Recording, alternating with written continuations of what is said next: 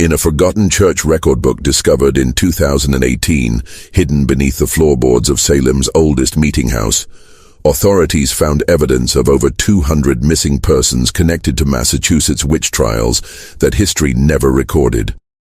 The names, meticulously documented in the private ledger of Salem's most powerful family, revealed execution dates, property valuations, and chilling notations like acquisition complete beside each victim.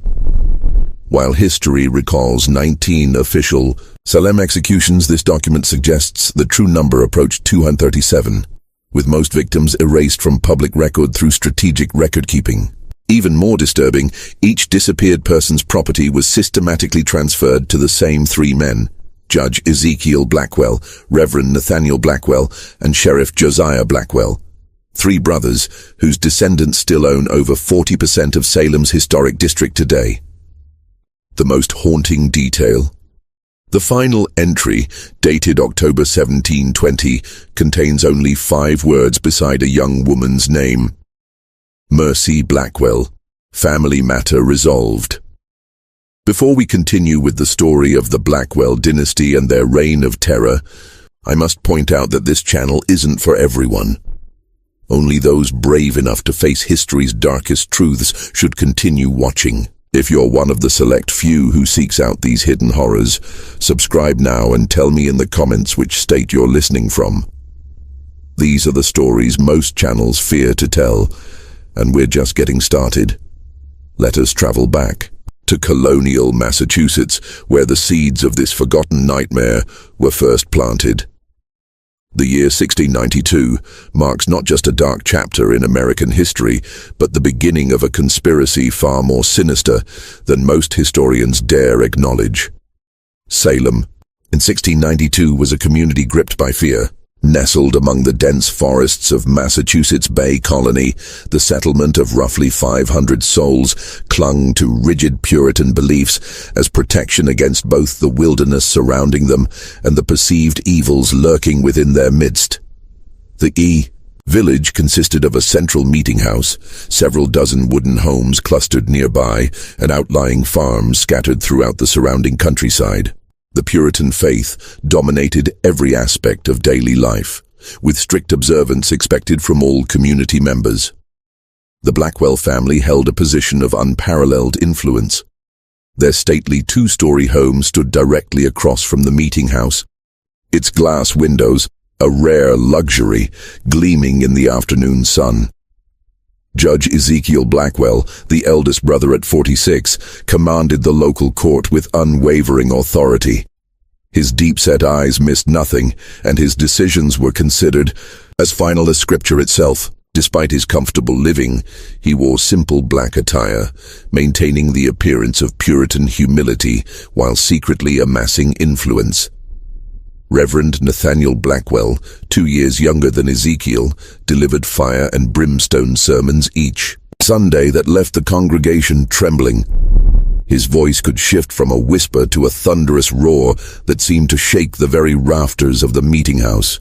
With his gaunt frame and intense gaze, many believed he could see directly into a person's soul to detect the slightest impurity. Sheriff Josiah Blackwell, the youngest brother at 41, enforced the laws his brothers established and interpreted. A powerfully built man with a perpetual frown, he carried a distinctive carved walking stick that many claimed had broken more bones than any other weapon in Essex County. Together, these 3 men controlled every aspect of Salem's governance, spiritual guidance, and law enforcement. But Salem was changing. New merchants were establishing businesses, creating competition for the Blackwells' trading interests. Families like the Putnams and Proctors were gaining influence, threatening the brothers' iron grip on the community. Something needed to be done to maintain their position, and the first whispers of witchcraft provided the perfect opportunity. The winter of 1691-1692 had been unusually harsh. Food stores ran low, illness spread through cramped households, and tensions rose as families struggled to survive until spring. In the Reverend Blackwell's home, his 16-year-old niece, Mercy, observed the growing anxiety with quiet concern. The daughter of Ezekiel, she had been raised in her uncle's home after her mother's death in childbirth, receiving an education unusual for a young woman of the time. Mercy could read and write not only English but also some Latin, skills she employed keeping records for her uncle's church. With her copper-colored hair, always carefully covered by her cap as Puritan modesty demanded, and thoughtful grey eyes, Mercy moved through Salem like a quiet shadow, observing much but speaking little. She dutifully recorded baptisms, marriages, and deaths in the church ledger, never questioning why her uncle sometimes instructed her to make entries in a separate, smaller book that he kept locked in his personal desk. At night, she would often hear her father and uncles talking in hushed tones in her uncle's study, their voices occasionally rising in what sounded like excited planning before falling silent when anyone approached. On a bitter February evening, as Mercy carried firewood to her uncle's study, she paused outside the door, hearing her father's voice raised in unusual animation. "The Porter widow's land adjoins the river access we need. With her husband gone, she'll never maintain it properly," Ezekiel was saying. "She refused to sell to me twice now," replied Josiah, his deep voice tinged with frustration. "Perhaps," said Nathaniel, his tone measured and cold. "The widow Porter might soon face troubles of a different nature. I've heard disturbing reports of strange behavior. Times like these require vigilance against the devil's influence." A chill that had nothing to do with the winter cold ran down Mercy's spine as her uncle's laughter mingled together. 2 weeks later, when the first accusations of witchcraft erupted in Salem village, Mercy couldn't help but remember that conversation and wonder at the coincidence. The accusations spread like wildfire through the dry kindling of Salem's fears. Young girls writhing on the meeting house floor, claiming invisible torments. Respectable wives suddenly named as consorts of Satan. Farmers accused of blighting crops and killing livestock. And at the center of it all stood the Blackwell brothers, Ezekiel solemnly presiding over hasty trials, Nathaniel providing theological justification for the proceedings, and Josiah dragging the accused from their homes in the dead of night. What began with 3 accused witches in February swelled to dozens by May. The jail overflowed with frightened prisoners awaiting trial. The community fractured as neighbor accused neighbor, old grudges suddenly recast as evidence of malefic influence. Through it all, Mercy dutifully recorded names in her uncle's private ledger, never questioning why so many of the accused owned property that her father had previously expressed interest in acquiring. When the widow Porter was arrested on a rainy April night, Mercy finally began to understand the terrible pattern unfolding before her. The widow's screams echoed through the village as Josiah and his deputies dragged her from her home. The next morning, Mercy overheard her father and uncles discussing how her property would need to be managed during her imprisonment. Within a week, the widow's prime riverside land had been purchased by Ezekiel at a fraction of its value, ostensibly to pay for her care while imprisoned. As spring turned to summer, the executions began. The first to die was Bridget Bishop, hanged on June 10th at what would later be called Gallows Hill. Mercy watched from a distance as the woman's body swung from the branch of a great oak, her uncle's voice rising in prayer for the soul of the condemned witch. That night, unable to sleep, Mercy slipped into her uncle's study and with trembling hands opened the locked drawer using a key she had secretly copied weeks earlier. In the dim light of a single candle, she opened the leather-bound ledger and began to read. What she found turned her blood to ice. The book contained not only the names of the accused and their supposed crimes, but detailed inventories of their properties, debts, and assets. Beside each entry, notations showed how these holdings had been or would be acquired by the Blackwell brothers at severely reduced prices. Most disturbing were the names, dozens of them, that Mercy had never heard mentioned in the public trials. names followed by dates of execution, and the simple phrase, "matter concluded," or "acquisition complete."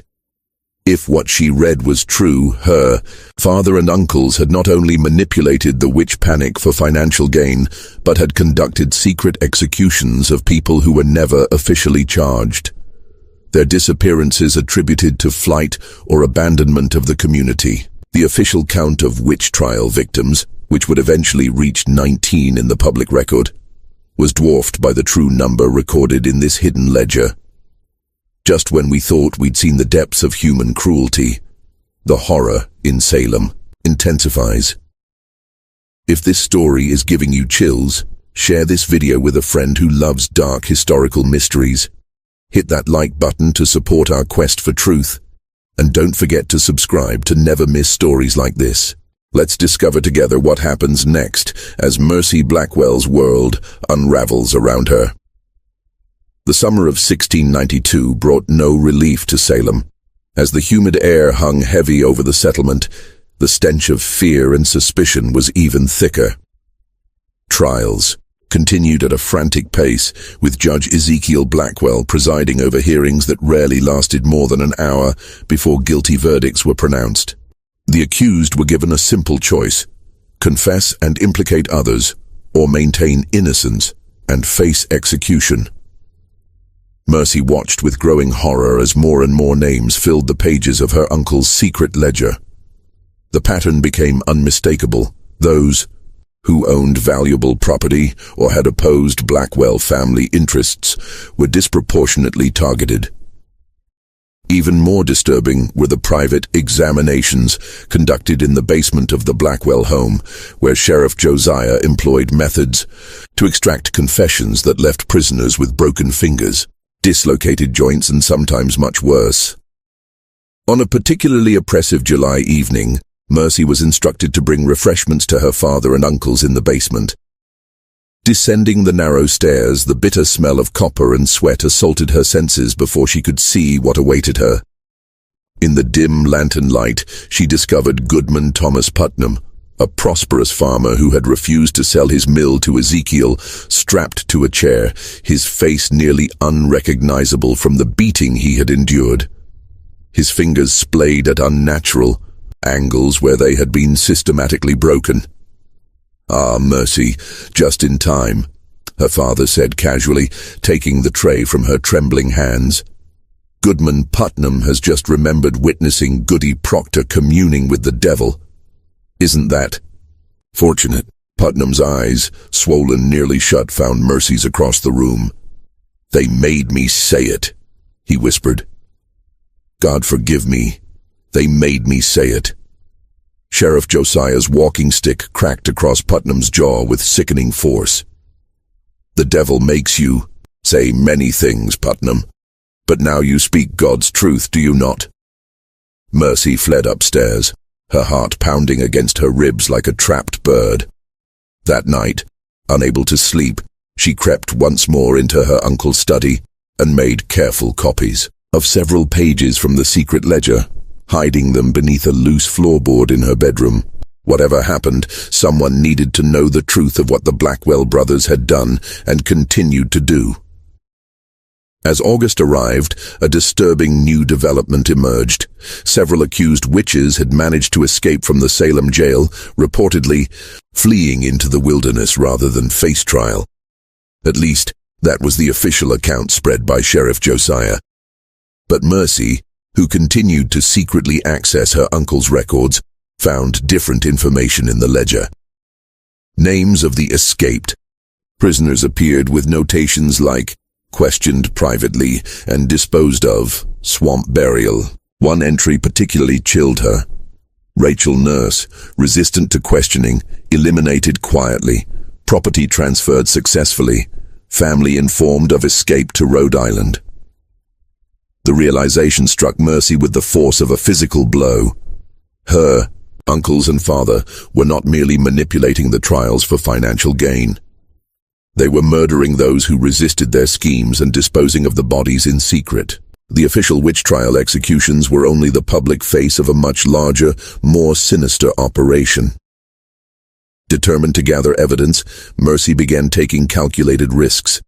She volunteered to deliver food to the prisoners in the Salem jail, smuggling in small scraps of paper and charcoal so they could write testimonies about their treatment. She quietly approached relatives of the escaped prisoners, asking innocent-seeming questions about whether they had received any word from their missing loved ones. Most tellingly, she began creating her own ledger, documenting the growing web of properties acquired by her family through the trials. By September, the Blackwell brothers had accumulated substantial holdings throughout Essex County. Judge Ezekiel now owned 3 mills, extensive farmland, and several commercial buildings in Salem town. Reverend Nathaniel had acquired 2 rival churches' properties and the lands surrounding them. Sheriff Josiah controlled much of the riverside property, giving him effective command over shipping access. Their wealth had multiplied exponentially in just 7 months, but opposition was growing. Cotton Mather, an influential minister from Boston, had written expressing concerns about the evidence being accepted in the Salem trials. Several prominent citizens had begun to question the proceedings, particularly after respected community members like Rebecca Nurse and John Proctor were executed despite character testimonies in their favor. Sensing the changing tide, the Blackwell brothers accelerated their efforts. The secret ledger now included a list of priority acquisitions with names of property owners yet to be accused. Among them were some of the wealthiest and most influential families in the colony, families whose downfall would cement Blackwell control over the region for generations. On a rain-soaked evening in late September, as Mercy was adding to her collection of evidence, a floorboard creaked behind her. Turning with a start, she found her cousin William, Sheriff Josiah's son, standing in the doorway of her bedroom, his eyes fixed on the document spread across her bed. "I knew someone was accessing Father's study," he said quietly. "I never imagined it would be you, Mercy." For a moment, neither spoke. Then William stepped forward, closing the door behind him. "They'll kill you if they discover this," he whispered. Gesturing to her notes, Mercy straightened her back, preparing for the worst. "Will you tell them?" William hesitated, then shook his head slowly. "No, because what they're doing is wrong. I've known it for months, but I was too afraid to speak." He sat heavily on the edge of her bed. "Last week I followed my father and 2 of his deputies into the woods north of town. They were dragging something wrapped in canvas. I watched them." His voice broke. "I watched them bury Goodwife Foster in an unmarked grave. She didn't escape to Rhode Island, as they claimed." Mercy felt a surge of hope at finding an unexpected ally, but it was quickly tempered by fear. "We need proof that others will believe. My word against my father's, or yours against your father's, won't be enough." "There's a meeting tomorrow night," William said after a long pause. "All 3 of them in Uncle Ezekiel's study. They're planning something big, something they're calling the final acquisition phase. If we could somehow hear what they're planning." The following night, Mercy and William concealed themselves in the small storage space adjacent to Judge Ezekiel's study, a forgotten closet accessible through a narrow panel they had carefully loosened earlier that day. Through the thin wall, they could hear the Blackwell brothers clearly as they gathered around the judge's desk. "The timing must be perfect," Ezekiel was saying, his quill scratching across parchment as he spoke. "When Governor Phipps returns from Boston next month, these trials may be restricted. We must secure the remaining properties before then." "The list is ambitious," Nathaniel observed. 17 families in 3 weeks. Even with our efficient methods, that presents challenges. "We'll accelerate the private examinations," Josiah replied, his voice cold and businesslike. "Those who won't confess and implicate others need not reach the public gallows. The swamp has room enough." "What of the Corwin estate?" Ezekiel asked. "That's the prize that will establish our shipping monopoly." "I've already planted evidence at Corwin's home," Josiah said with grim satisfaction. "A puppet with pins, hidden beneath the floorboards of his kitchen. We'll discover it tomorrow during a search. By week's end, his properties will be ours." As the brothers continued detailing their plans, Mercy and William exchanged horrified glances in the darkness of their hiding place. The scale of the conspiracy was even greater than they had imagined. Not isolated acquisitions, but a systematic plan to seize control of the entire region's commerce and governance. When the meeting concluded, the cousins slipped away to the safety of the stable, where the stamping of horses would mask their whispers. "We need to get this information to Governor Phipps directly," William insisted. "My father has men watching all the roads, but I know trails through the forest. I could reach Boston in 2 days if I leave tonight." Mercy shook her head. "They'd notice your absence immediately. I should go. They pay less attention to my comings and goings." "It's too dangerous for you to travel alone." "More dangerous to remain," Mercy countered. "Tomorrow they plan to search the Corwin home for that planted evidence. What if they decide to search our rooms as well? They'd find everything." After heated debate, they reached a compromise. William would create a diversion the following evening, something that would draw attention to the North Road, while Mercy slipped away south toward Boston with their evidence. She would take her documentation, including copied pages from the secret ledger, directly to Governor Phipps. The next day passed in excruciating slowness, as Mercy made careful preparations, concealing documents in the lining of her cloak and securing a small packet of food. As dusk approached, William departed on his errand, promising to start a small fire in an abandoned barn north of town, enough to draw attention but not endanger anyone. Mercy waited for the alarm to sound, her small travel sack hidden beneath her bed. But as the church bell began to toll, signaling an emergency, her bedroom door burst open. Sheriff Josiah stood in the doorway, flanked by 2 deputies, his face twisted in cold fury. "Mercy Blackwell," he intoned formally. "You are hereby charged with witchcraft and conspiracy against godly authority." Behind him appeared her father and uncle, their expressions unreadable. "Search her room," Ezekiel ordered. "The devil leaves evidence of his influence." With practiced efficiency, the deputies tore apart her small chamber, quickly discovering her hidden documents and the travel sack. Josiah examined the papers, his face darkening with each page he reviewed. "It seems my niece has been quite busy," he said, handing the documents to his brothers. "Recording her meetings with the Dark One, planning to spread lies about godly men." "How did you know?" Mercy whispered, her voice barely audible.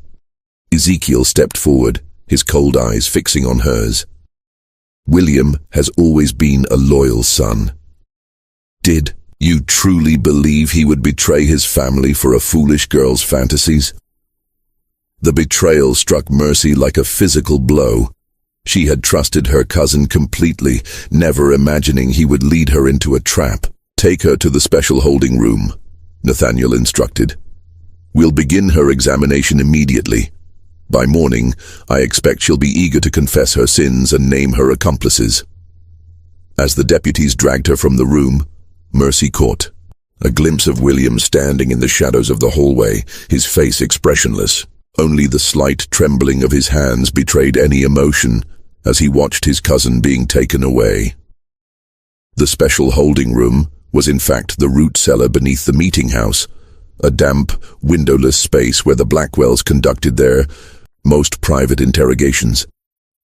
As Mercy was roughly secured to a chair, she realized with growing horror that her fate would likely never be recorded in the official proceedings of the Salem trials. Like so many others, she would simply disappear, another victim of her family's ruthless ambition. Ezekiel entered alone, closing the heavy door behind him. In his hands, he carried the leather-bound ledger that had started Mercy's investigation. "I had such hopes for you," he said quietly, placing the book on a small table. Intelligence and obedience, a rare combination. You could have been very useful to our family's future. How many? Mercy asked, finding her courage. How many innocent people have you murdered for their property? Ezekiel shrugged, as if the question held little importance. People die in times of crisis, some publicly as examples, others more discreetly, when public executions might raise uncomfortable questions. He opened the ledger to its final pages. The official record will show 19 executions when this business concludes. The actual number, he smiled thinly. Let's just say the Blackwell legacy will be secure for generations. You won't get away with this, Mercy insisted, though her voice wavered. Governor Phipps will investigate. Others are already questioning the trials. By the time any investigation occurs, evidence will be scarce, and witnesses scarcer still. Ezekiel picked up a quill and dipped it in ink. Now I have a final entry to make in this book. The question is, what shall I write beside your name, daughter? The tension in that root cellar would mark the turning point in Salem's darkest chapter, though few would ever know the full truth of what transpired there. As the events in Salem reached their climax in October of 1692, a remarkable confluence of circumstances altered the course of history. Governor William Phipps, returning early from Boston, issued a proclamation forbidding further arrests based on spectral evidence. Though Mercy's whereabouts remained unrecorded in any official document from the period, a mysterious letter reached the governor's office just before his declaration. A letter containing detailed evidence of judicial misconduct and property seizures connected to the trials. The turning point came on October 29, 1692, when the Blackwell brothers' private ledger was discovered by Colonial officials during an unannounced inspection of court records. The brothers disappeared that same night, along with several deputies loyal to Sheriff Josiah. Rumors spread that they had fled to Virginia or perhaps the Caribbean, taking substantial wealth with them. For decades, the full extent of the Blackwells' crimes remained hidden. The colony, eager to move beyond the shame of the witch trials, focused on the 19 official victims rather than investigating disappearances that might reveal a more extensive conspiracy. Families of the missing were left to wonder what had truly happened to their loved ones, many accepting the official explanation that their relatives had fled the colony in fear. It wasn't until 1720, nearly 30 years after the trials, that a startling discovery brought the Blackwell legacy back into focus. Workers renovating the old Salem meeting house uncovered a hidden chamber beneath the main floor, a room whose walls were scratched with dozens of names and dates. Forensic examination of the site revealed evidence of extensive bloodstains and multiple shallow graves nearby. Among the items recovered was a small journal, its pages water-damaged, but still partially legible. The author, identified only as M.B., had documented the final days of her imprisonment and the unexpected turn of events that had allowed her to escape the fate planned for her. Though many pages were illegible, one passage stood out with chilling clarity. When they came for me that final night, I believed death was certain, but as Uncle Josiah raised his knife, a commotion above stayed his hand. William appeared at the cellar door, not as betrayer but as savior, having alerted the governor's men to our location. In the chaos that followed, I witnessed what I can only describe as divine justice. My father and uncles, architects of so much suffering, fleeing like common criminals into the darkness. I know they will not stop. Wherever they have gone, their ambition and cruelty will continue.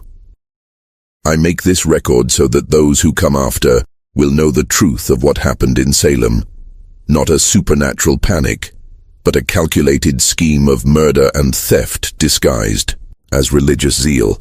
The official records show 19 victims, The true number approaches 237 souls, their names recorded in the Blackwell ledger and on these walls where many breathed their last. I write this in October 1720, having returned to Salem after years in hiding, determined that the truth will not remain buried forever. The journal ends abruptly mid-sentence, its final page stained with what appears to be blood. No record exists of what became of Mercy Blackwell after this entry, though local legend suggests she may have been the final victim of her family's legacy, perhaps tracked down and silenced by relatives determined to protect the Blackwell name. The passage of time often buries the darkest secrets, but sometimes the truth finds ways to surface, no matter how deeply it was buried. In the centuries since, the Blackwell descendants scattered throughout New England, many changing their name to escape the growing rumors of their ancestors' crimes. Property records show that much of Salem's most valuable land remained in Blackwell-connected families until the mid-19th century, the blood-soaked origins of their wealth obscured by time and deliberate omission from historical accounts. Perhaps most disturbing is the recent discovery of letters dating from 1695 to 1730, suggesting that the Blackwell brothers established a new power base in the southern colonies where they continued their practice of manipulating local justice for financial gain. Reports of disappearances and unexplained property transfers followed their movements like shadows, though no formal charges were ever brought against them.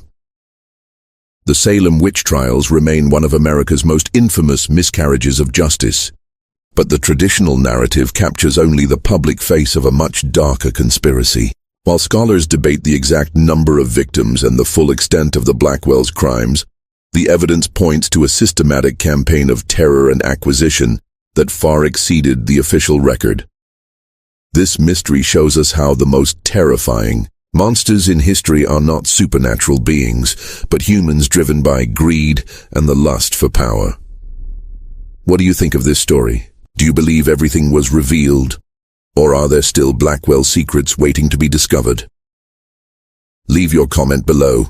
If you enjoyed this tale and want more horror stories like this, subscribe, hit the notification bell, and share with someone who loves historical mysteries. This channel isn't for everyone, only those brave enough to face the darkest truths of our past. See you in the next video.